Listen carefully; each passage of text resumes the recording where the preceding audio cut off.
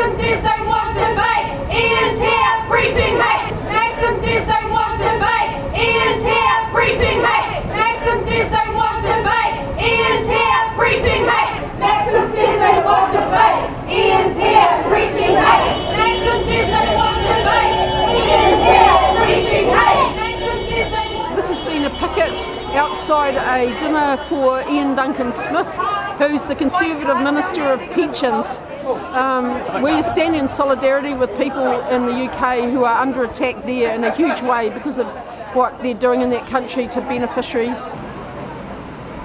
Auckland Action Against Poverty is a group that we set up not long ago of unemployed people, beneficiaries, students, unionists and others who are keen to take action about what's happening around jobs, welfare and poverty at the moment. With what National's doing to people, it's really urgent that we make visible what's going on and give people a chance to fight back.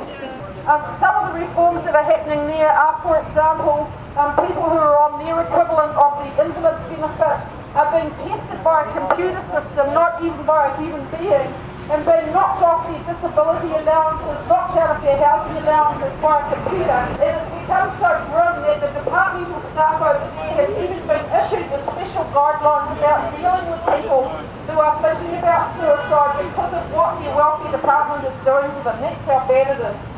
And what we're scared of here is that the rep stock reforms that Paula Bennett, John Key and the rest of them are considering right now are absolutely modelled on the reforms that Iain Duncan Smith, this Conservative Minister, has already been inflicting on beneficiaries in the United Kingdom. When worker rights are under attack, Stand up, fight back. when workers' rights are under attack, Stand up, fight back. Benefit caps that throw families out on the streets will not create well-paid jobs. A computerised system that tells someone who is blind that they must get a job does not create those jobs nor provide the support that they need.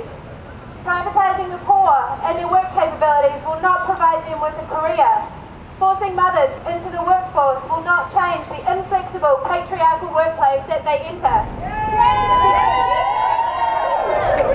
If people really want to help people have a living wage, they talk about job creation, they talk about skills and access to education, they talk about training, incentive allowance, etc. They don't cut them. But our government's looking for more excuses to bash the poor, and Iain Duncan Smith has just given them a whole lot more. You can see that they are pushing the idea that to work makes you free. Where have we heard that before? That's why I call these people welfare Nazis. Because they're going back to the 30s.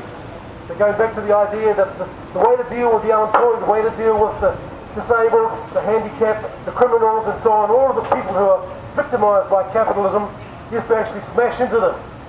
I think when things go wrong with capitalism, and think about this for a minute, when things go wrong, it's really important that you've got somebody to blame. Because if you don't have somebody ready-made to blame, then what will happen is people might realise that the real culprits are the corporate sector, the financial sector, the people who actually cause these problems. So instead of focusing on capitalism as the problem, you've got to have ready-made scapegoats. And whenever there's a problem with capitalism, we always see this winding up of people on benefits. You wind up on the victims. You blame the victims for the problems that your policies create. So we stand in solidarity with people in the UK, but we're also warning people that what this national government is planning to do is very similar, and we're doing everything we can to expose that and to stop it happening. Maxim says they want debate.